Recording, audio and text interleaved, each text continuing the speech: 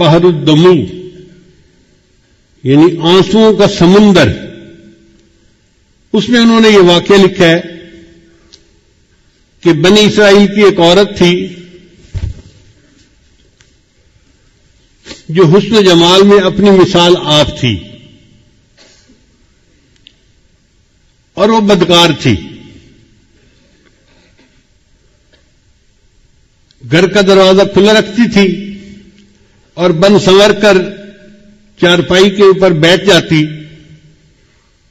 تو اس کے دروازے کے سامنے سے گزرنے والے نوجوان جب اس پر نظر پڑتی تو وہ بہک جاتے تھے.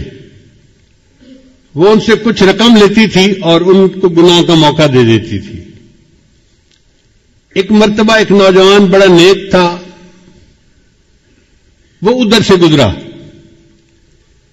قدرتاً اس کی بھی نظر اس طرف اٹھ گئی تو اس نے دیکھا کہ اتنی خوبصورت عورت، اس کو بھی شیطان نے بہکایا. تو اس نے اس گھر کے جو کام کرنے والی تھی اس سے پوچھا کہ تیری مال کا مرد کو قریب کیسے آنے دیتی ہے؟ اس نے کہا جناب 1000 دینار لیتی ہے اور پھر اس کو اپنے ساتھ وقت گزارنے کا موقع دیتی ہے. اب یہ نوجوان واپس تو گھر آ گیا مگر سوچتا رہا کہ میں 1000 دینار اکٹھا کروں پھر مجھے اس عورت کے ساتھ وقت گزارنے کا موقع مل جائے گا. اس نے محنت کی، مزدوری کی، 1000 دینار اس نے جمع کر لیے. ایک دن یہ اس عورت کے پاس گیا اور 1000 دینار اس نے دے دیے. عورت نے کہا کہ ٹھیک ہے اب تم آؤ اور میرے ساتھ چارپائی پہ بیٹھ سکتے ہو. یہ جب اس کے ساتھ چارپائی پر بیٹھا نا تو اس کے دل پہ اللہ کا خوف غالب آ گیا کہ اب تک میں نے جو عبادت کی ہے کہیں اللہ تعالیٰ اس عبادت کو ٹھکرا نہ دے کہ تو بالآخر گناہ کا ارتکاب کر بیٹھا. اب عورت انتظار میں تھی کہ میں نے جب اسے بلا لیا ہے تو یہ اب اپنی خواہش پوری کرے گا، مگر وہ بندہ تو بہت ہی خاموش چپ بت بن کے بیٹھا ہوا ہے. تو عورت نے اس سے پوچھا کہ بھائی میں نے تو تمہیں یہاں نہیں بلایا، تم خود آئے ہو.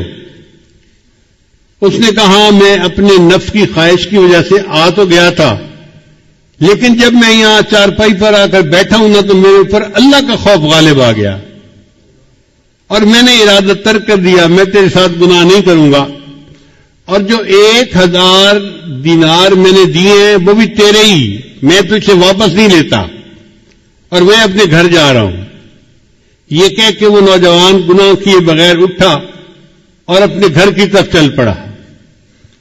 عورت نے اس سے جاتے جاتے پوچھ لیا کہ تم کس گاؤں کے رہنے والے ہو؟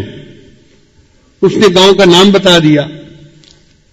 چند دن گزرے تو اس عورت کے دل میں خیال آیا کہ یہ ایسا نوجوان ہے جس نے پہلے کبھی گناہ نہیں کیا، پہلا گناہ کرنا تھا اور اس پر اتنا خوف غالب آ گیا، اور میں تو روز گناہ کرتی ہوں اور میں توبہ نہیں کرتی تو مجھے بھی اللہ سے ڈرنا چاہیے. چنانچہ اس نے نیت کر لی کہ میں بھی آج کے بعد یہ بدکاری والے گناہ کو چھوڑ دیتی ہوں. چند دن گزرے تو اس کا بھی زندگی گزارنا مشکل بن گیا. جیسے عورت مرد کی ضرورت ہے، مرد عورت کی ضرورت ہے.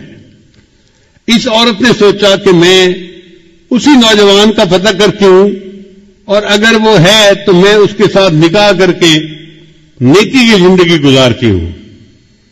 چنانچہ یہ عورت اس کے گاؤں میں گئی اور اس بندے کا نام پوچھا. انہوں نے گھر بتا دیا کہ فلاں جگہ گھر ہے.